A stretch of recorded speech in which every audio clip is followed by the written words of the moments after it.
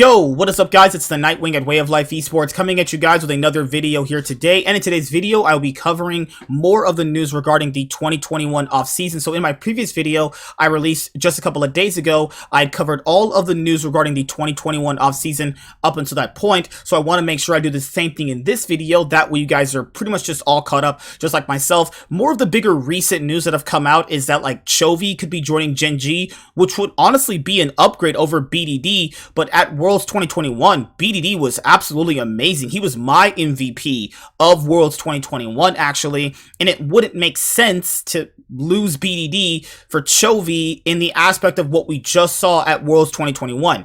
But if you're asking any random person, yeah, they're going to want Chovy on their team. Now, if you put together a roster that can play towards Chovy's strengths and put caliber of players such as Chovy around him, the roster can succeed. Not if the other rumor pans out where they're planning on re-getting Peanut. Peanut already failed with GenG before. Like, he was like one of the worst junglers in the league at that time in the LCK. He went on to join LGD, and he came back to the LCK for Nangshan Red Force, and he played really well this year, actually, for Peanut standards, but it just didn't work out. He still didn't go to Worlds, actually, this year. But yeah, we're going to start this off with a banger, actually. Sorry if any ads pop up. I know I said that in my last video, though. I like to use .esports because this has a bunch of credible people on here, and I want to make sure I give you guys the most credible information. That way there's no confusions at all. Alright, Clint leaves GenG. Clint enjoyed a successful run with the LCK team, challenging for the top spot in the league. Okay, make sure I get rid of that right there. Clint and GenG have parted ways, ending a partnership spanning 2 years and 28 days. The decision to leave the squad comes after the League of Legends player's contract expired this month. We would like to thank Clint for the contributions he has made for the team, as well as the dedication he has shown during his time, the organization said in a statement on social media. Clint enjoyed a successful run with the LCK team, challenging for the top spot in the league. GenG qualified for the World Championship on 2 separate occasions, reaching as far as the semifinals at Worlds 2021, which took place in Iceland in October and November. Clint and mid laner BDD created a strong bond over the past 2 seasons, becoming one of the fiercest and most respected mid-jungle duos in the league. What's next for the player remains to be seen. A return to the LPL, where Clint kicked off his career in 2016, is a conceivable option, but a move closer to home is also reasonable. Clint and BDD were definitely not a good mid-jungle duo. I mean, they played alright at Worlds 2021 together, but they've been pretty much always known to have really bad synergy, though. That was one of the biggest issues with GenG, was that Clint and BDD could just never get on the same page, and I personally think if the duo did get on the same page at some point, their roster could have potentially won a title, though, because, like, you know, coming in to GenG, Clint was supposed to be, like, either one of, if not the best jungler in the league, and I mean, it kind of panned out in a certain way, but no, more or less so, Kenyon always got the better of him. More or less so. Alright, moving on. Okay, this should be a big one for all you T1 fans out there. There was some huge issues going on with this one because there was rumors that Faker didn't want to resign. There was having a lot of issues. The guy that was running Team 1 said nothing could be really signed until he could get to Korea. Just a bunch of other shit, right? Faker resigns with Team 1. I'm back. Okay. Faker, the best League of Legends player of all time, has re-signed with Team 1 and will once again play for the organization in 2022. Since the League of Legends free agency period opened last week, there were rumors surrounding Faker's future. The 25-year-old has been a part of Team 1 since 2013 and helped them to win numerous tournaments, including 3 World Championships in 2013, 2015, and 2016, 2 mid-season invitationals in 2016 and 2017, and 9 LCK championships. I'm back, Faker said, putting an end to any speculation. There was also rumors that TSM was going to fork up a $40 million contract for Faker for 3 years. Like, let's be honest here. TSM would never have gotten Faker, and Faker is literally never leaving Korea. So, like, I know there's going to be always a lot of organizations that'll try to get him in off seasons, you know, when his contract is up, but let's be honest here, Faker is literally never leaving Korea. That is always going to be off the table. Now, I know people said the same thing about Bjergsen and TSM. That's a bit different, though, to a certain extent, but with Faker, I think it's pretty concrete he stays on this organization for all of his League of Legends career, actually. The legendary Korean mid laner was a part of T1's lineup in 2021 that made it into the semifinals of Worlds 2021, losing to the runner-ups Damwon Kia in a nail-biting 5-match series. T1 tested different setups throughout the year in domestic competitions, and their best results was a second-place finish at LCK Summer in August. I'm honored that Faker has chosen to re-sign with T1, Marsh wrote on his personal Twitter account. These past few days have been a lot of sleepless nights and long conversations with Faker and his team. Excited to continue on this journey together.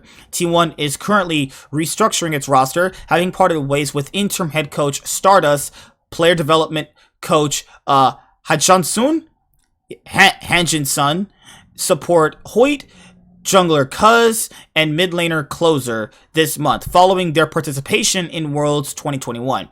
Yeah, T1's roster is always going to look different after they, quote-unquote, fail in their fans' eyes at a international event.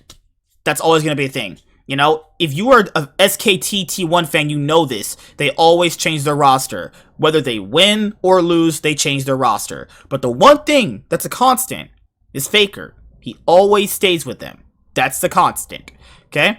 Oh, I should probably cover the thing about Arcane. So, I know League has a new show called Arcane on Netflix, actually. So I would do that review on my main channel, actually, because that's kind of where I do all my anime, TV show, and movie reviews, actually, which are on my main YouTube channel. And if you ask, what is it? It's called Master Swacking Entertainment. That's my main YouTube channel. This is obviously my second YouTube channel. The link will be in the description box below. I will be planning to watch Arcane very soon. Can't give you guys an exact date yet right now because I'm just really busy. But I do plan on actually watching that show. Actually, because I hear it's actually really good. So that's a good thing to hear, because like I know a lot of the League fans like the lore of League of Legends. It's actually pretty darn vast, actually, with Freyord and Demacia and all those places, right? So it's cool to finally have a show that can give you that, actually, if that's what it is, because I've not seen the show yet. You have this one that, I mean, pretty much is super simple. Cody Sun reportedly joining LFL's Alandra Esport along with DK sub mid laner Rangjun. Cody Sun joining a LFL team is interesting because there have been talks about like certain LCS players whereas they should just leave the LCS for a bit, play on an ERL team, because why would you just want to waste your time not being on an LCS team when you could be playing in a team in general? But that comes with the spot of, like, as you guys already know, you have to leave, you know, North America, go to Europe and play over there. And that could also have its own set of issues that I don't see a lot of people bringing up, but it's a thing that could definitely be possible, as we heard it's going to happen with Dardoch as well. So, because I think that got confirmed a while ago. Don't quote me on that, obviously. So, I think it's an interesting thing to have Cody Sun go over there and play in the ERLs. That's a cool thing. I mean, I think he's an LCS starter player, obviously, myself, but if he can't get a team because of other things that have happened with other organizations he was a part of, because there was those rumors that he was kind of, you know, difficult to work with, you know, you got to just cut your losses and play for a team. You have to keep your career alive as best you can. KTrolster signs Cuz and Aiming to 2-year deals.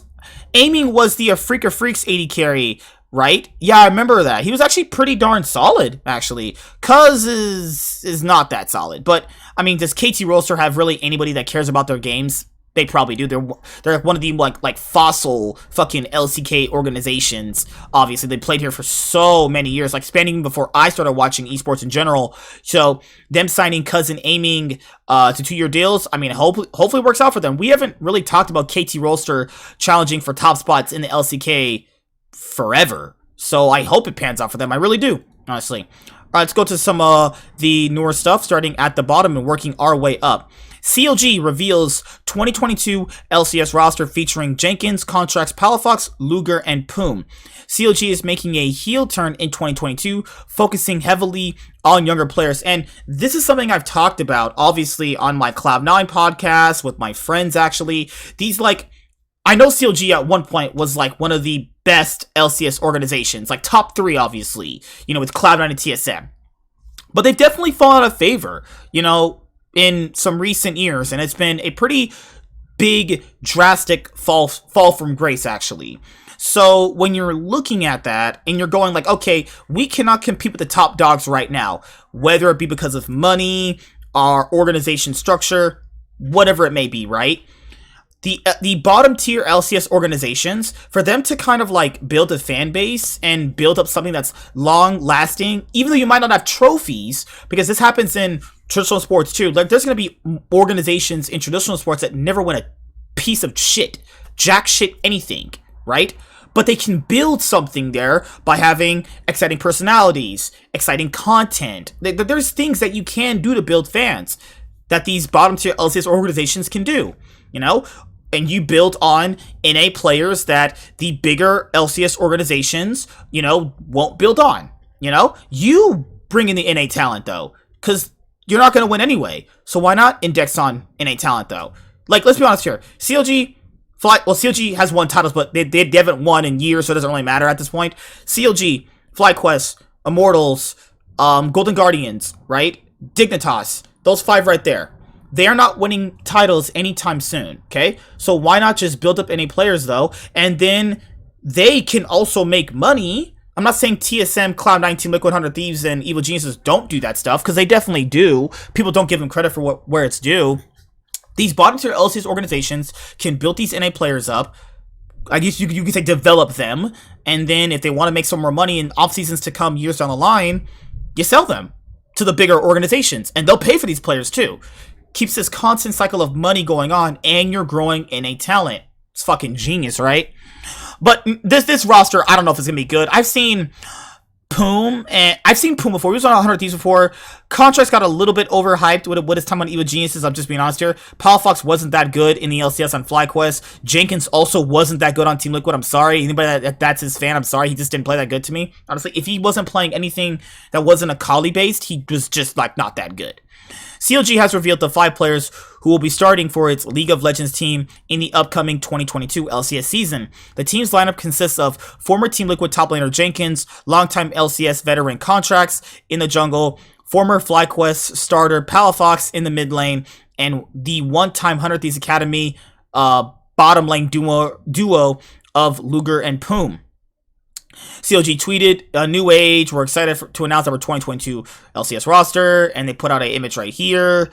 CLG wiped the slate clean this offseason, hiring new coaches and front office staff members to fully clean out the team starting lineup. The organization appointed former Golden Guardians assistant general manager Jonathan McDaniel to the position of GM in October, while ThinkHard joined as the team's head coach earlier this month. The team released its entire starting lineup for the 2021 season on Monday, November 15th. This offseason,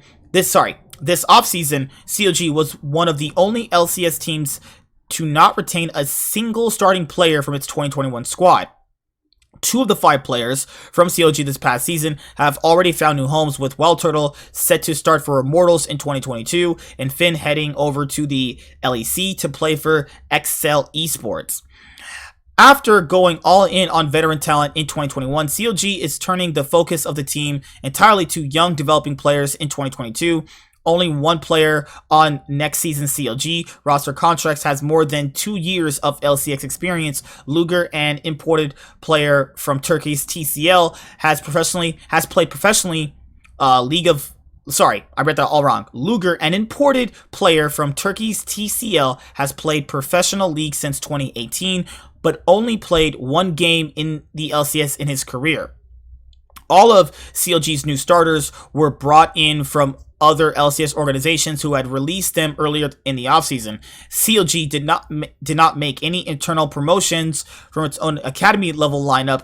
4 of the 5 players who made up CLG's academy lineup this season were released by the team earlier this month. So yeah, they're getting all new academy players, all new LCS starters, which is good, you know? I gotta have a CLG jersey for my collection. I know people are like, why would you want a CLG jersey? It's just for my collection. That's all you have it for, really.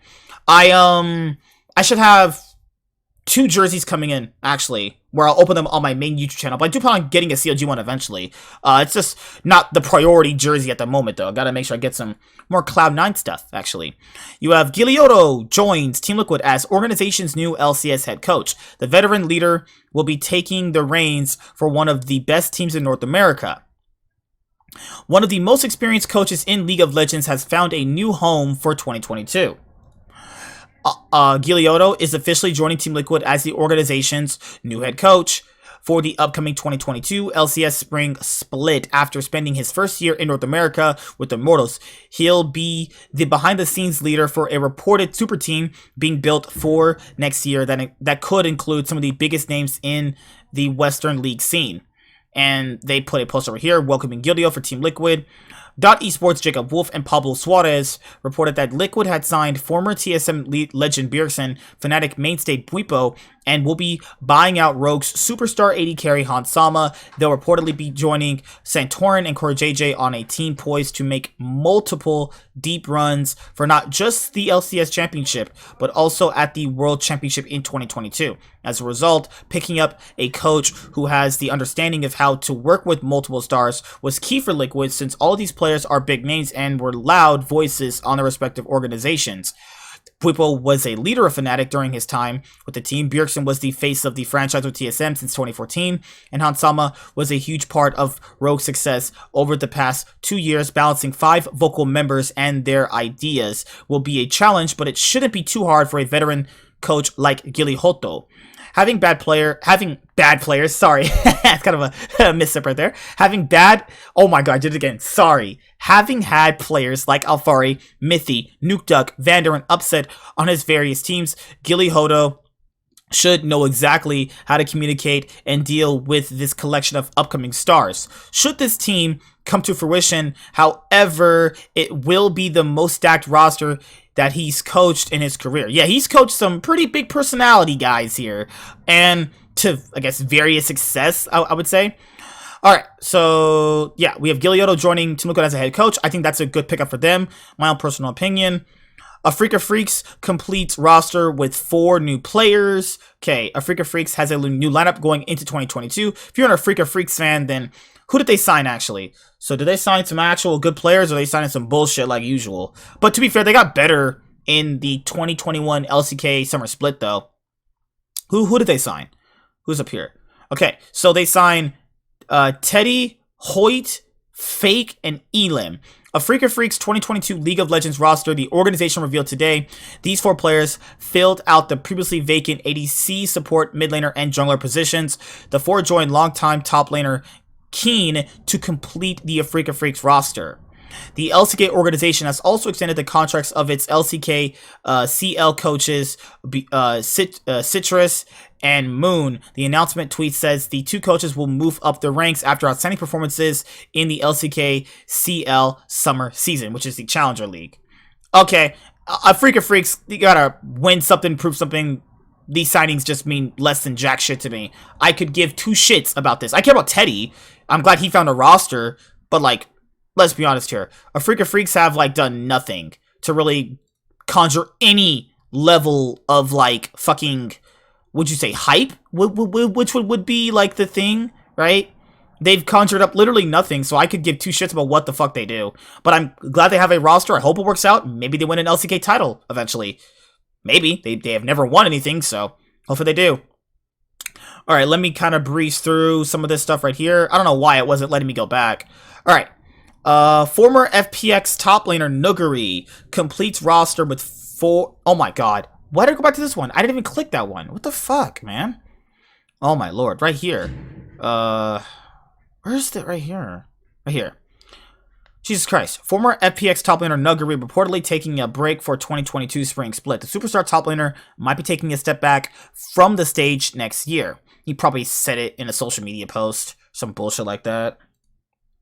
One of the best League of Legends players in the world might be stepping away from the upcoming 2022 spring split to recuperate. Former FunPlus Phoenix top lane phenomenon Nuguri is taking a sabbatical for next season, according to reports by Horizon Esports' Ashley Kane. This possible decision comes following the team's collapse at the League World Championship. Even though they failed to win an LPL trophy in the summer, FPX was hailed as one of this year's tournament favorites, with talented players like Dionb, TN, Nuguri, Crisp, and LWX returning to try and capture their second Summoners Cup. And Ashley Kane reported, according to close sources, Nuguri will be taking a sabbatical for the season. There was also the rumor that he was planning on re-signing with Damwon, but yeah, they failed pretty hard at Worlds. And people gotta understand though that takes a toll on your mental state, definitely. So if Nuguri wants to take a step back for spring, I think that's fine. You know, it's not like spring. I'm not saying spring doesn't matter. What I'm saying is, like, is it better for him to just, like, take a break for, like, a couple months and then return with a fully rejuvenated spirit, you know? It's possible. Team Liquid extends contract with Santorin. You know, I would personally like if Team Liquid had another jungler, but if they want to settle for Santorin, fucking hell, man. I mean, he played okay at Worlds 2021. He played okay for them. Like, the Worlds that he's been at, 2015, 2020, and 2021. He's only really played good at one World Championship, though. He played terrible at 2015. He played terrible in Worlds 2020 overall when he was on FlyQuest. He played fine at this year's World Championship. Fine. But is that a reason to really keep this guy? I mean, I guess. I mean, you can't. What can you do, right? This Cloud9 announcement roster right here, I'm going to make a separate video focused on that itself. So that I'll cover in a separate video. That's where you guys get more of me, actually. So let me go to newer posts. Let me kind of breeze through most of the news right here. Tactical rejoins TSM. I think that's one you guys are all going to care about. TSM is bringing back a familiar face in the bot lane.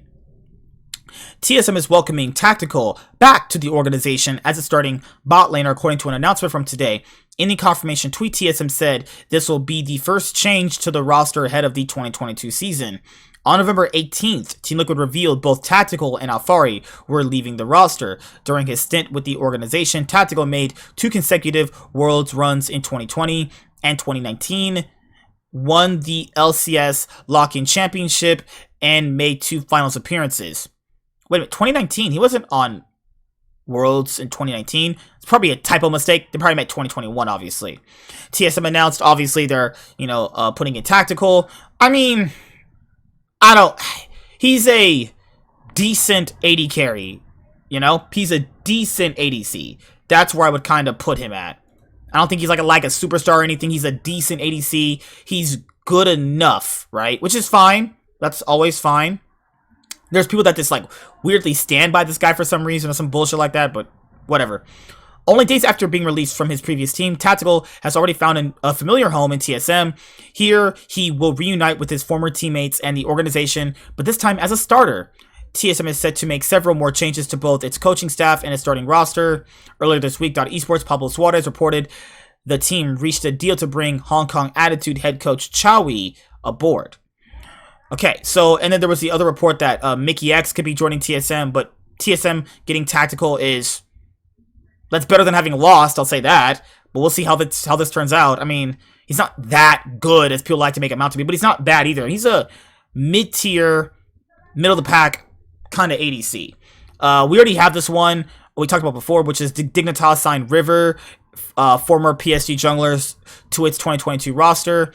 I wonder if they actually filled out their roster too. We got to go over most of the rosters that are actually definitely fully confirmed at this point though, because they have Neo, Fate God, Biofrost, River, and Blue. So that's Dignitas's roster. That's interesting.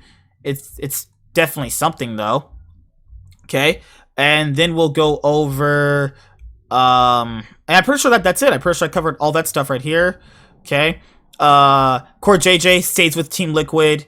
That's nothing surprising at all. I mean, there's no reason why Core JJ should leave Team Liquid. I mean, there's no reason why he shouldn't leave them. I mean, I think they called him on social media the captain of the team. He's kind of, he's, I think, taking the same approach that Mako has now taken on EDG. He's been there for a good amount of time. They trust the player. They obviously put a lot of effort into him, and they look at him as their captain, which is fine, actually. Okay? All right, let's go to the newer post right now, get more caught up, and let's see what else is here. So, Riot officially announced multi-city North American tour venues for 2022 League of Legends World Championships. Yeah, the World Championship is returning to North America after a 6-year hiatus of not being here. Hopefully I'll be able to go. Hopefully, I can't say yet. I will not know what my work schedule is looking like months before the announcement gets made, or, you know, I think the place they said is going to be like San Francisco. The closest place I could go is like San Francisco. That's the closest place I can go. But that's also pending on a lot of other things too that are like definitely out of my control, you know? So that's kind of how I personally see that. Okay, Worlds 2021 peak viewership numbers increased by 60% from 2020. Break all-time record. That's a good thing. League esports is growing at an incredibly rapid pace. Yeah, I read this when I was at work, I think yesterday, that Worlds 2021 had a big increase in viewership. That's good, actually. But just because Worlds viewership has increased doesn't mean individual regions such as like the LCS, LEC, LPL, LCK's viewership will increase because of that. I mean, it should, but it never really directly implies that, you know? I hope this increases viewership with the LCS, especially because the viewership has been a little bit declining lately. Fun Plus Phoenix parts ways with Dionb. Dionb is moving on from FPX. I mean, they literally have just disbanded their whole roster. They'll have a new roster in 2022. Fun Plus Phoenix has bid a fond farewell to mid laner and in-game leader Dionb, the third player to depart from the League of Legends team since the free agency window opened on November 15th. In the space of 6 days, FPX has parted ways with Nuguri, Tien, and now Dionb, reducing the LPL squad to its bare bones. And then they said, since you joined FPX in 2018, your reliable leadership and affectionate energy have transformed the entire team into a cohesive family, FPX said in a statement on social media. Dionb led FPX from a middle-of-the-table team to world champions the following year, winning the LPL 2019 Summer Split before blitzing past Europe's G2 Esports in finals of Worlds 2019. Most recently, the team, despite being the favorites of the tournament, bombed out of the group stage of Worlds 2021, which took place in Iceland in October and November. Dionb earned residency in the LPL in 2019 after competing in the league for 5 years, making him highly sought after in the region. He's now heading to LNG, according to a recent stream, where he will reunite with South Korean compatriot Tarzan. Yes, it's certain that I will join LNG next year, Dionb said. The official announcement will come out in the next few days. Well, LNG will get a decent... It's hard to say. You know, Dionb was... If you just take out Worlds 2021, Dionb was the MVP of the LPL 2021 Summer Split, though, right? And they played bad at Worlds. No doubt, they played really bad at Worlds. But Dionb has a higher ceiling than Icon, right?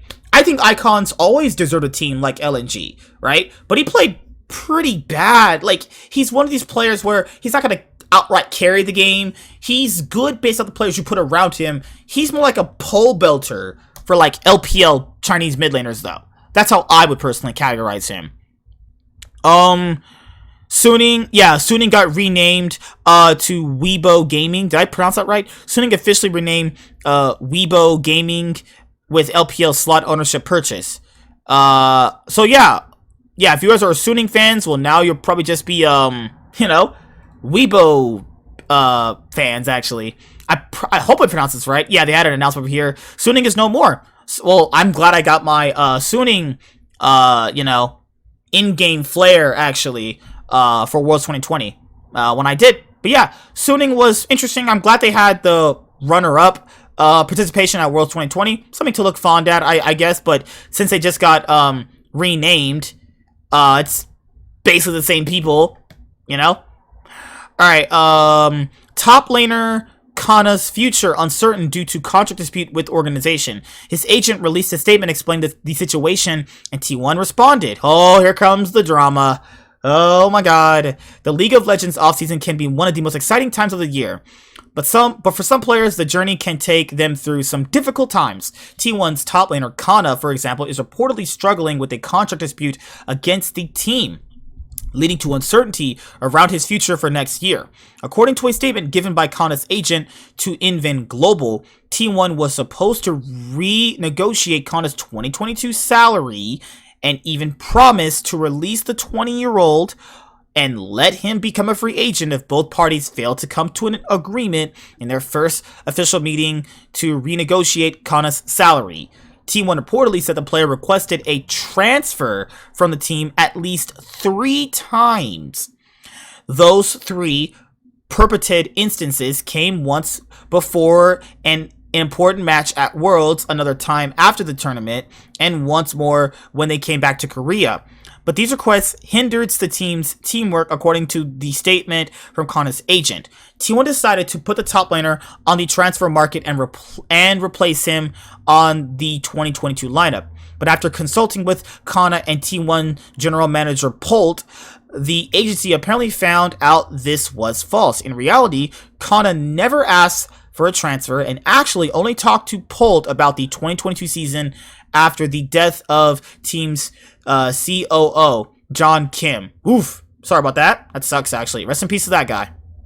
Kana wasn't sure if the deal was verbally agreed on with John Kim could still be done, so he voiced his concerns with the general manager. T1 still wanted to transfer him to a new team. However, according to Kana's agent, Kana's offseason issues didn't end there, though. His agent claims that T1 vetoed a transfer to one team and instead agreed to a deal to send the top laner to another organization, even though the org said he could negotiate with any teams in the league. Kana's agent is now stuck trying to get T1 to uphold its original agreement, which has left the player in limbo for 2022. Shortly after Kana's agent provided its statement, T1 and general manager Polt commented on the situation in a press conference. Polt said that if Kana can provide proof of his verbal agreement with John Kim, the team will gladly uphold the wishes of their former COO. In the meantime, however, the team has no obligations to make Kana a free agent. According to the agency, they said that According to the agency, they said that we would release Kana as a free agent if we didn't come to a settlement regarding his salary. But the original term was a mutual agreement, Polt said. If we weren't to have a mutual agreement, the organization has the authority to decide and execute. Polt also said that although Kana's agency has the right to handle his transfer process, the final decision lies with the team since he's still under contract. There was no agreement that T1 would blindly agree with any team that offers Kana the best options, according to Polt. It's regrettable to see how the agency took the course of action that can potentially dishonor the name of a deceased man, Polt said. While I haven't heard the full details, I want to let everyone know that one of the teams that were in talks about Kana's transfer has offered the best options for him. We at T1, especially myself, are doing everything in our power to protect our players' rights. We all wish for nothing short of the best for our players, and hope that Kana will have a successful career as well. Yeah, oh, that's a lot. I don't even want to dive into all that. You guys read it all here with me. God, that's a lot to go over. Holy fuck. I hope Kana gets a team. He's not a bad top laner by any means. Hopefully he gets a team. Morgan leaves Hanwha life. Oh. The top laner and the team have come to a mutual decision to terminate his contract. The fact that Morgan made top 8 at Worlds is just beyond me. You know, it's literally just beyond me. I'm pretty sure we're closing in on the last bit of information right here. Oh, I had older posts. Sorry. Go to newer posts, actually. 2020. So I was 2 days ago. And what else do we have here? Pretty much all confirmations, though. Fnatic and Bwipo part ways. We already knew about this already. Nothing new there. Carzzy officially released by Mad Lions. He's obviously joining Team Vitality. We know that. Evil Geniuses confirms Addition Inspired. We already knew that. Announced a few days ago, actually. Team Liquid officially introduces Bwipo as 2022 LCS top laner. Stuff we already knew. I think the Team Liquid roster can work out, but I think there's a lot of interesting variables that no one likes to bring up. Inspired on Evil Geniuses is a definite upgrade over Contracts and Svenskeren. I'm curious to see how it's going to actually play out. Karzi, I think, would be an upgrade over Crown Shot, but we're going to have to see, obviously. And we have, I think this is the last one right here. GenG, Nongshim, Red Force, finalized trade swap, Peanut, and BDD. Both GenG and Nongshim have been making a flurry of roster moves this offseason. Okay, so this pretty much just confirms what I told you at the beginning of the video, which is, you know, obviously, they're trading. Just a straight up trade. GenG re-get Peanut, and Nongshim gets BDD. Okay. And then they obviously put a thank you, BDD, tweet out as well. Okay. Let's see. Whoa. Yeah. That's crazy. Trading BDD for Peanut. Who would imagine, right? GenG? Oh, Lord. Oh, fucking Lord. I mean, Peanut failed on this roster already. I'm not even sure what the fuck whatever. I'm not even gonna go on that shit. Okay, so GenG's roster, from what I've been hearing, should be Doran, Peanut, Chovy, Ruler, and Leyhands. Chovy and Leyhands obviously played before on Griffin, so that's not bad. Having that really nice key mid laner and support synergy would be good, obviously. Ruler is an exceptional AD carry. Doran, he's better than Rascal, and that's good enough, right? And you have Peanut, who played decently in 2021. So it'd have a pretty solid roster with a lot of new variables, right? So we'll see how it all pans out. Man, a GenG fucking jersey. God damn. I wonder what the GenG jerseys go for, actually. Something I have to fucking, you know, look up in my free time, actually.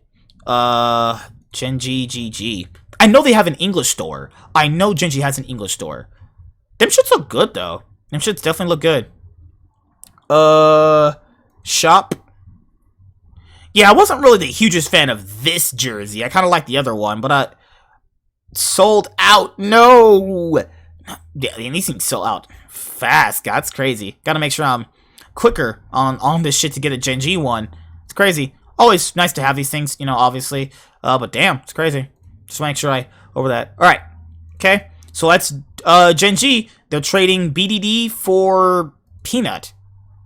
Okay. And then you have the other things we already knew about. Hansama officially joins Team Liquid. Let's be honest here. We all knew this was going to happen. It was announced a while ago. Hansama was joining Team Liquid. He's way better than Tactical, and this will be a much better improvement in their AD carry position they had over Tactical. And Mad Lions introduces Reeker and Unforgiven as newest players on LEC roster. This was also rumored a few days ago as well, so I'm pretty much making sure I catch you guys up on all of the news currently regarding the 2021 off season. So if I missed anything, please let me know. I'll make sure I check Twitter, actually. Make sure I obviously didn't miss anything. Okay. Damn, this girl's hot as fuck. Damn, looking bad. Let's see. Okay. That's pretty much it. Yeah, everything is pretty much definitely there. I think I'm pretty sure I'm caught up on everything. So if I missed anything, let me know. See you guys later. Like, comment, subscribe, most of all enjoy. I'm the Nightwing and Wave of Esports is signing out, guys. Peace. Have a good day. See you guys later. Do some out this thing, man. Peace. Fuck. God damn, this off season is crazy. Holy shit.